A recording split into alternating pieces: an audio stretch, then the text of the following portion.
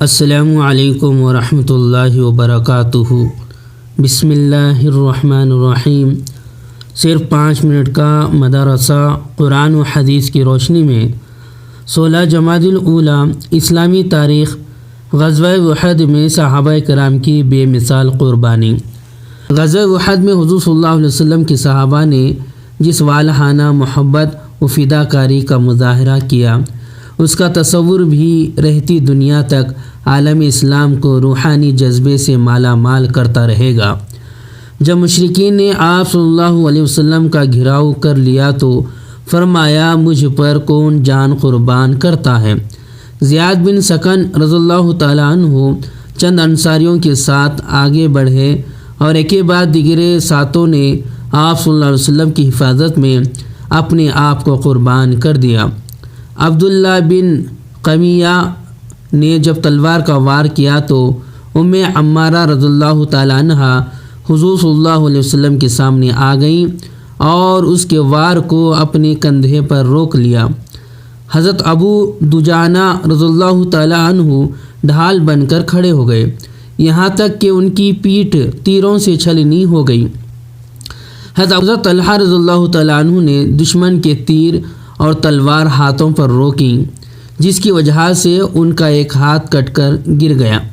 دشمن کی ایک جماعت حملے کے لیے آگے بڑھی تو تنہا حضرت علی رضی اللہ تعالیٰ عنہ نے ان کا رخ پھیر دیا۔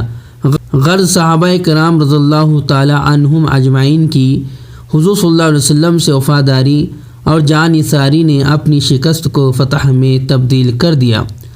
حضور صلی اللہ علیہ وسلم کا معجزہ، ہاتھ سے خوشبو نکلنا۔ حضرت ام سلمہ رضی اللہ تعالیٰ عنہ فرماتی ہیں کہ جس دن رسول اللہ صلی اللہ علیہ وسلم کی وفات ہوئی، اس دن میں حضور صلی اللہ علیہ وسلم کے سینے مبارک پر ہاتھ رکھا تھا۔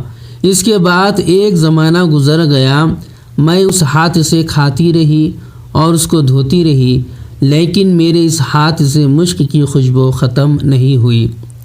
ایک فرض کے بارے میں مزدور کو پوری مزدوری دینا۔ رسول اللہ صلی اللہ علیہ وسلم نے فرمایا، میں قیامت کے دن 3 لوگوں کا مقابل بن کر ان سے جھگڑوں گا۔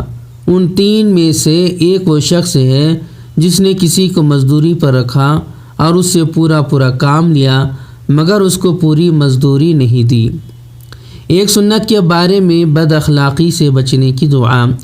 رسول اللہ صلی اللہ علیہ وسلم یہ دعا فرماتے تھے، اللہم انی اعوذ بکا من منکرات الاخلاق والاعمال والاہواء۔ اے اللہ، میں برے اخلاق، برے اعمال اور بری خواہشات سے تیری پناہ چاہتا ہوں۔ ایک اہم عمل کی فضیلت خشوع و خضوع سے نماز ادا کرنا۔ رسول اللہ صلی اللہ علیہ وسلم نے فرمایا، جو کوئی خوب اچھی طرح وضو کرے اور 2 رکعت نماز خشوع و خضوع کے ساتھ پڑھے تو اس کے لیے جنت واجب ہو گئی۔ ایک گناہ کے بارے میں یتیموں کا مال کھانا۔ قرآن میں اللہ تعالیٰ فرماتا ہے، یتیموں کے مال ان کو دیتے رہا کرو، پاک مال کو ناپاک سے نہ بدلو اور ان کا مال اپنے مالوں کے ساتھ ملا کر مت کھاؤ، ایسا کرنا یقیناً بہت بڑا گناہ ہے۔ دنیا کے بارے میں نافرمانوں سے نعمتیں چھین لی جاتی ہیں۔ قرآن میں اللہ تعالیٰ فرماتا ہے، اور نافرمان لوگ کتنے ہی باغ، چشمے، کھیتیاں، عمدہ مکانات اور آرام کے سامان جن میں وہ مزے کیا کرتے تھے سب چھوڑ گئے۔ ہم نے اسی طرح کیا اور ان سب چیزوں کا وارث ایک دوسری قوم کو بنا دیا، پھر ان لوگوں پر نہ تو آسمان رویا اور نہ ہی زمین اور نہ ہی ان کو مہلت دی گئی۔ آخرت کے بارے میں اہل ایمان اور قیامت کا دن۔ رسول اللہ صلی اللہ علیہ وسلم سے 50,000 سال کے برابر دن یعنی قیامت کے بارے میں پوچھا گیا کہ وہ کتنا لمبا ہوگا، تو رسول اللہ صلی اللہ علیہ وسلم نے فرمایا، اس ذات کی قسم جس کے قبضے میں میری جان ہے، دن مومن کے لیے اتنا مختصر کر دیا جائے گا جتنی دیر میں وہ دنیا میں فرض نماز ادا کیا کرتا تھا۔ طب نبوی سے علاج، کدو سے علاج۔ حضرت انس رضی اللہ تعالیٰ عنہ فرماتے ہیں کہ میں نے کھانے کے دوران رسول اللہ صلی اللہ علیہ وسلم کو دیکھا کہ پیالے کے چاروں طرف سے کدو تلاش کر کے کھا رہے تھے۔ اسی روز سے میرے دل میں کدو کی رغبت پیدا ہو گئی۔ اطباء نے اس کے بے شمار فوائد لکھے ہیں، اور اگر بہی کے ساتھ پکا کر استعمال کیا جائے تو بدن کو عمدہ غذائیت بخشتا ہے۔ گرم مزاج اور بخار زدہ لوگوں کے لیے یہ غیر معمولی طور پر نفع بخش ہے۔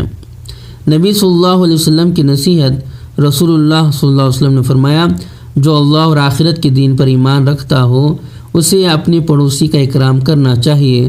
صحابہ نے پوچھا، یا رسول اللہ، پڑوسی کا پڑوسی پر کیا حق ہے؟ فرمایا، اگر تم سے کچھ مانگے تو اس کو دے دیا کرو۔ اللہ تبارک تعالیٰ سے دعا ہے کہ اللہ تبارک تعالیٰ ہم ان باتوں پر عمل کرنے والا بنائے اور ان باتوں کی یاد رکھنے والا بنائے۔ اگر مجھ سے کہنے میں کچھ خطا غلطی ہو گئی ہو تو میری اصلاح فرما دیں۔ السلام علیکم ورحمۃ اللہ وبرکاتہ۔